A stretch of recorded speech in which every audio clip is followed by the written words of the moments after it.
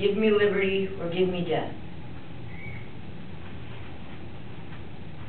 These are the immortal words by Patrick Henry on the eve of the American Revolution, rallying his fellow countrymen to revolt against the British military forces. His speech is about an American's love for his own country in the pursuit of freedom and independence.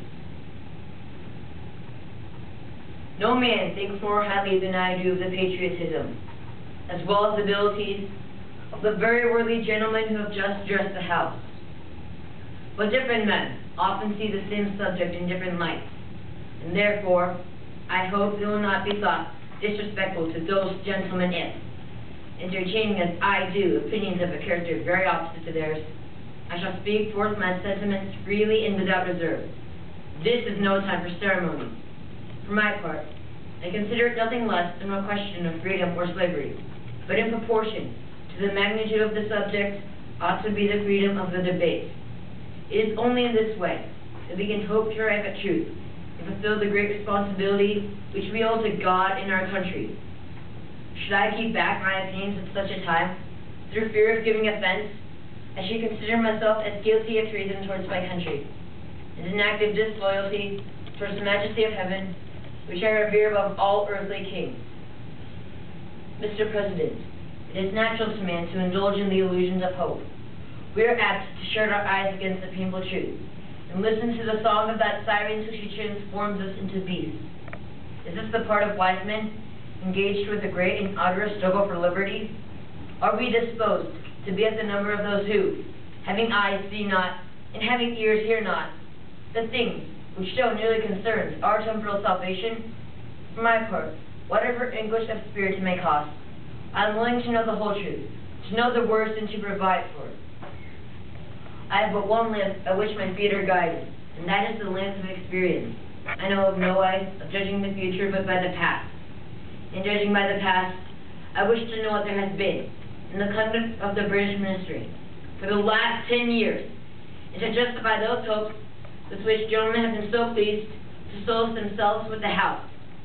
Is this that insidious smile to which our petition has been lately received? Trust it not, sir. It will prove a snare to your feet. Suffer not yourselves to be betrayed by a kiss. Ask yourselves how this gracious reception of our petition comforts with those warlike preparations which cover our waters and darken our land. Let us not deceive ourselves, sir. These are the implements of war and subjugation, the last arguments by which kings resort. I ask, gentlemen, sir, what means this martial array, if its purpose be not force us into submission?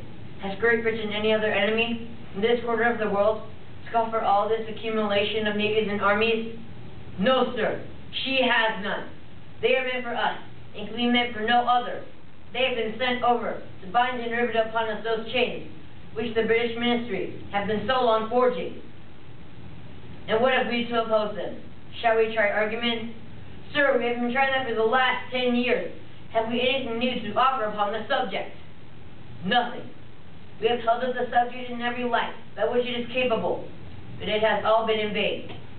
Shall we resort to entreaty or humble supplication? What terms shall we find which we have not already exhausted? Let us not, I beseech you, sir, deceive ourselves. Sir, we have done everything we can to avert the storm which is now coming on. We have petitioned, we have remonstrated, we have supplicated, we have prostrated ourselves before the throne, and we have implored it in a position to arrest the tyrannical hands of the ministry and parliament. Our petitions have been cited. Our remonstrances have produced additional violence and insult. Our supplications have been disregarded, and we have been spurned with contempt from the foot of the throne.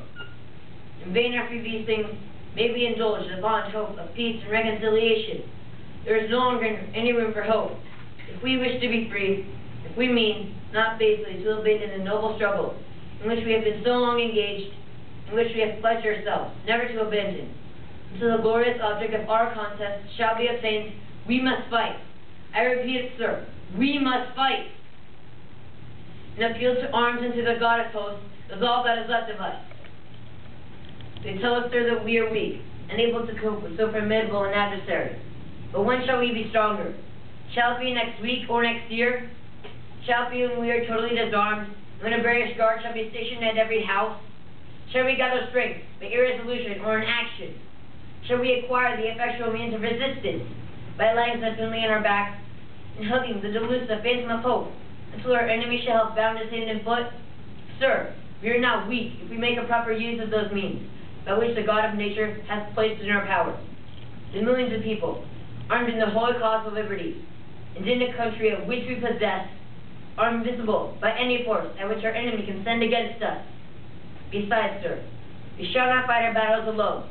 There is a just God who presides over the destinies of nations, and who will raise up our friends to fight our battles for us.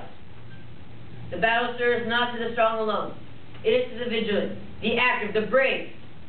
If we are base enough to desire it, it is not too late to retire from the contest. There is no retreat, but in submission and slavery. Our chains are forged. The thinking may be heard on the plains of Boston. The war is inevitable, and let it come. I repeat it, sir. Let it come. It is in vain, sir, to extenuate the matter. Gentlemen may cry, peace, peace. But there is no peace. The war has actually begun. The next gale that sweeps from the north shall bring our ears to the clash of resounding arms. Our brethren are already in the field. Why stand we here idle? What is it that gentlemen wish? What would they have? Is life so dear, or peace so sweet, as to be purchased at the price of chains and slavery? Forbid it, Almighty God. I know not what course others may take, but as for me, give me liberty, or give me death.